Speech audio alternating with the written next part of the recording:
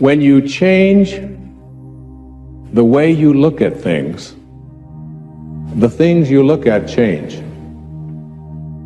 Albert Einstein once observed that the most fundamental and major decision that you have to make in your life is this: do I live in a friendly or a hostile universe? Which is it? Is it a universe that is filled with hostility and anger and people wanting to hate each other and people wanting to kill each other? Is that what you see? Because when you see the world that way, that's exactly what you will create for yourself in your life. This is from great scientific minds. And the interesting thing is that this is not just a clever play on words, that when you change the way you look at things, the things you look at change. I'd like you to imagine the following scene. You're in your house. You've got your car keys in your hand. The lights go out. Power failure. You can't see a thing. You stumble around in your living room and you drop your keys. And you look around for a moment and you realize that you're never going to find them in the dark. But you look outside and you notice that the street lights are on. So in your mind, a light bulb goes out.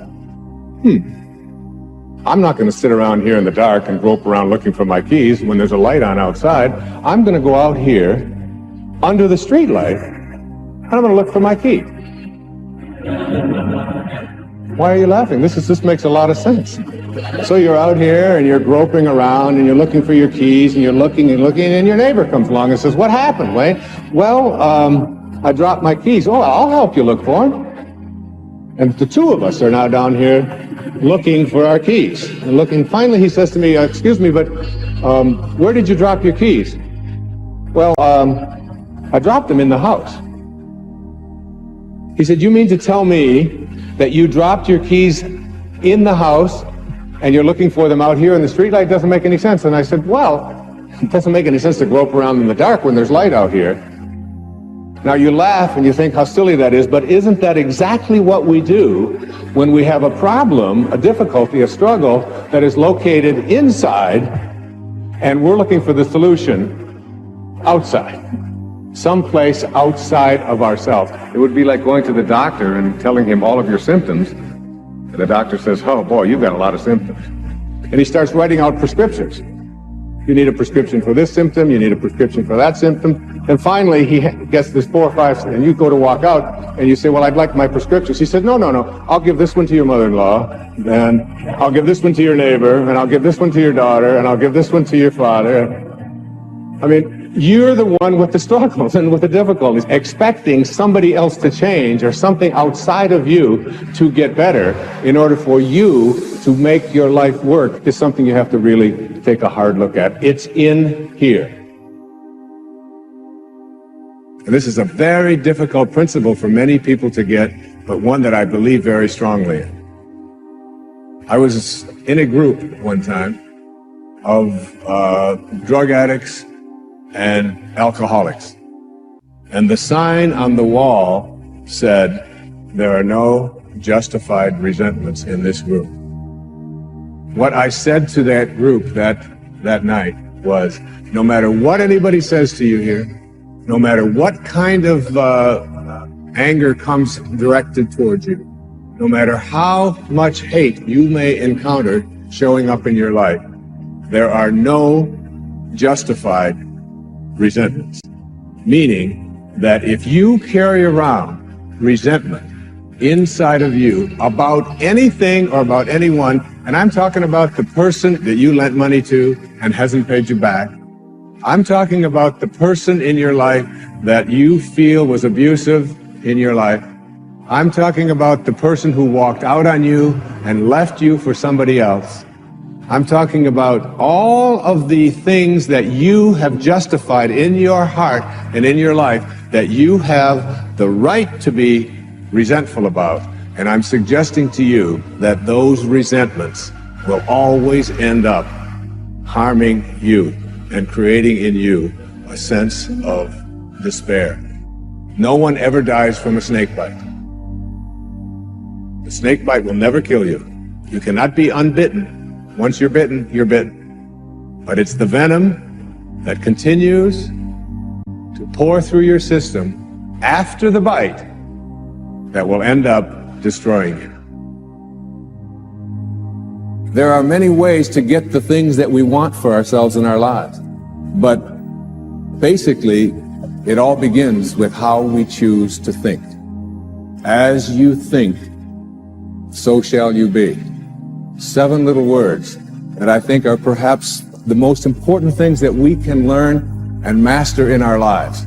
This old proverb notion that I become what I think about all day long. And once you know that what you think about is what expands, you start getting real careful about what you think about. You don't allow your thoughts to be on anything that you don't want, or that you wouldn't want to have manifest or show up for you in your life. Have a mind that is open to everything and attached to nothing. One of the central principles of my life is that no one knows enough to be a pessimist about anything. And that each and every one of us, when we close our mind to what is possible for us or what is possible for humanity, closes off the genius that resides and lives in each and every one of us. Having an open mind doesn't necessarily mean finding fault with all of the things that you've been taught by others.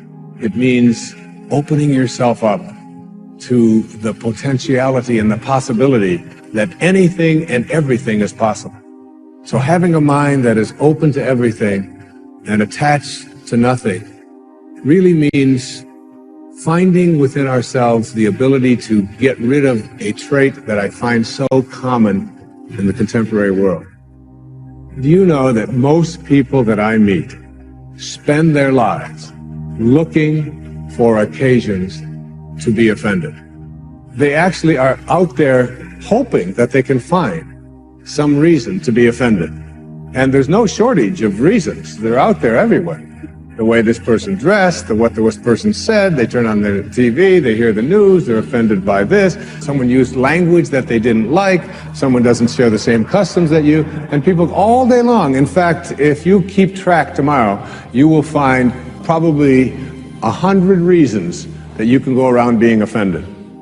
But a mind that is open to everything and attached to nothing is a mind that says, I'm never looking for anything to be offended by. And that whatever anybody else out there has to say, my response to that is, that's an interesting point of view. I've never considered that before. The next principle I call don't die with your music still in you. And who better to quote than Thoreau when he talked about some of us hear a different drummer, and we must march to the music that we hear. But all of you have some music playing. And all of you have a heroic mission. There's no accidents in this universe. We all show up here with a purpose. There's an intelligence that is a part of everything and everyone, and all of us are connected to it. And too many of us are afraid to listen to that music and march to it. You out there, I know you have a book you wanted to write. I know there's a composition you wanted to compose. I know there's a song you want to sing someplace. Maybe you want to raise horses out in Montana. Or maybe you want to open up an ice cream shop on Cape Cod. Who knows what it may be. Maybe you just want to travel and see the world. Maybe you want to go into a relationship with someone, but you've been afraid to, but your heart says it's the right thing to do. All of us feel something. And in Leo Tolstoy's famous novel, The Death of Ivan Ilyich, he asks this question that would be terrifying to me. He says, as he has his accountant from Moscow lying on his deathbed, contemplating the horror of this question, what if my whole life has been wrong? I've known what my music is. It's playing right now. As I stand here in front of you with these cameras and in this place, and as I sit down and write my books and tell the world what I know are my truths, I feel always completely on purpose and fulfilled. And no time will I ever come to the end of my life and say, what if my whole life is gone? Whoever you are, whatever that music is, however distant it may sound, however strange, however weird others may interpret it to be, don't get to the end of your life and know that you're going to leave and not have it played yet.